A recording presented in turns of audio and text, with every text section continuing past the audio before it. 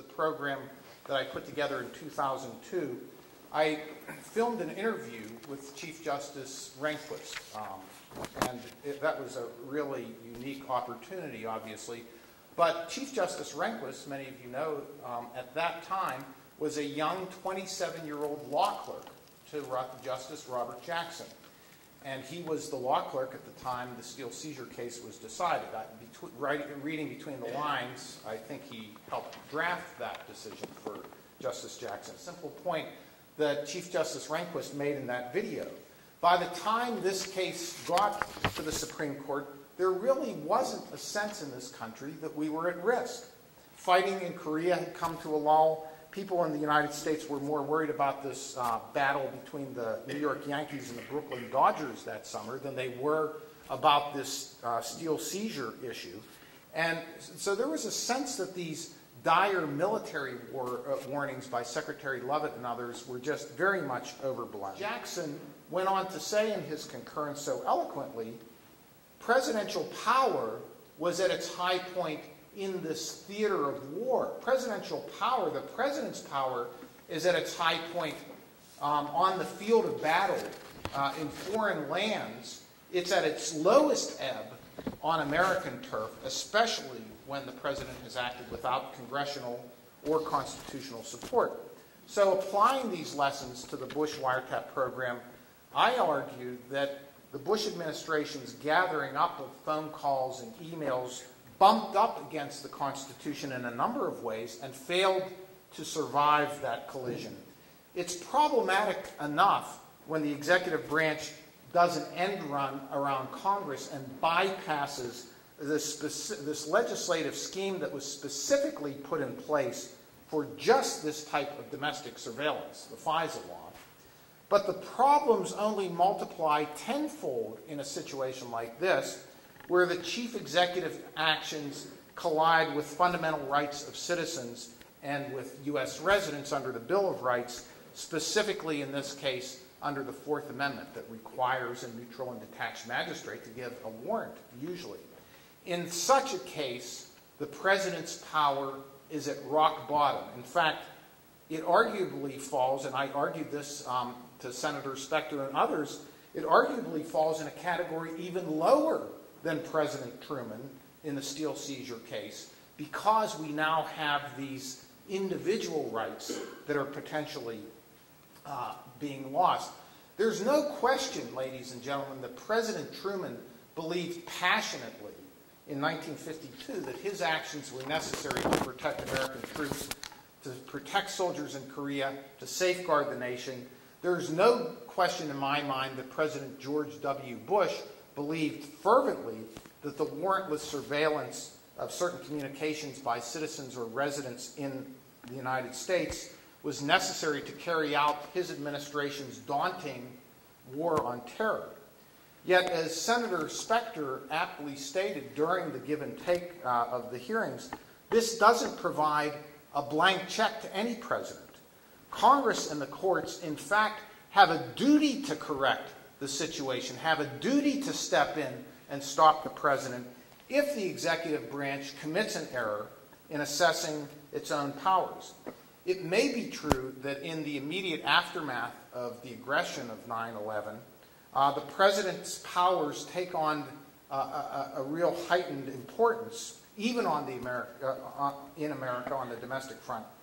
But unless we're prepared to say that a president can just suspend the Constitution by making a unilateral decision that there is some kind of an emergency, unless we're prepared to say that, we cannot permit a president to make those kinds of decisions by himself or herself. And there is nothing weak or activist at all about the other branches of government stepping in to stop it. In fact, that's what we call checks and balances. That's what we have. Our entire system of our rule of law depends upon that, and our country collapses if we don't have that.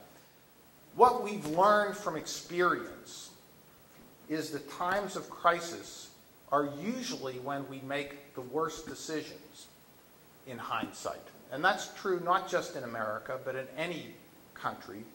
In America, the fear of communists and socialists during the First and Second World Wars led to prosecutions under the Espionage Act that, in hindsight, really drastically, improperly curtailed First Amendment freedoms. Attorney General Palmer's roundup and arrest of thousands of suspects in 1919 and 1920 during World War I who were allegedly part of a communist plot to overthrow the government, which never panned out, was viewed later as a disgrace. Many of you are very familiar with the panic after the Japanese invasion of Pearl Harbor that led to the internment of 100,000 American citizens. And these were American citizens of Japanese descent on the West Coast, moved to these camps in the middle of the country.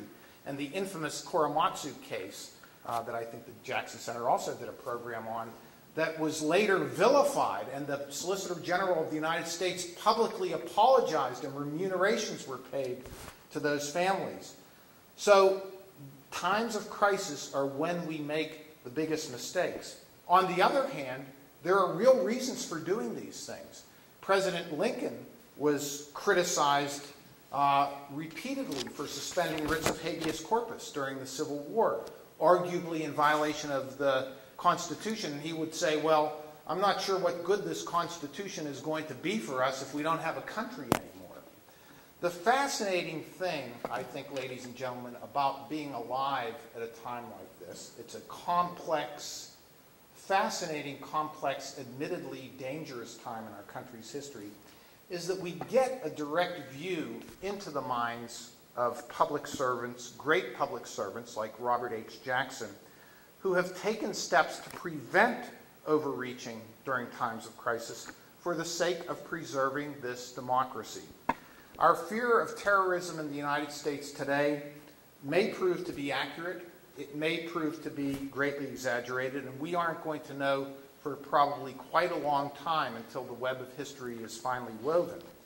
But without remaining true to the dictates of our Constitution, we can be certain that we will lose more than we'll gain. One of the great things about having the privilege of lecturing in a setting like this to celebrate the life of a great American jurist born here in Warren County over a century ago is that we still are in the midst of a debate on this subject. And the beautiful part, as far as I'm concerned, is that ultimately, in another 5 years, 10 years, 20 years, as a result of thoughtful public discourse, including gatherings like this, as a result of that, the courts and Congress and our presidents will figure out among themselves how much power is appropriately wielded by each branch and to what extent each may have crossed over the line in dealing with the aftermath of the events of 9/11 in a way that prevents and actually threatens the long-term stability of our democratic experiment. So it isn't all black and white, just like Justice Jackson's test. It's all grays. And Justice Robert Jackson, with brilliant foresight, taught us how to make sense of this blurry spectrum when it comes to presidential power. He also taught us, I think, ultimately, that it isn't the president or Congress or even the Supreme Court of the United States that will ultimately decide how far each branch of government can go in a great democracy like ours. Rather, ultimately, it is us as citizens who will make that call. Thank you so much for the privilege of being here in this beautiful courthouse with you tonight.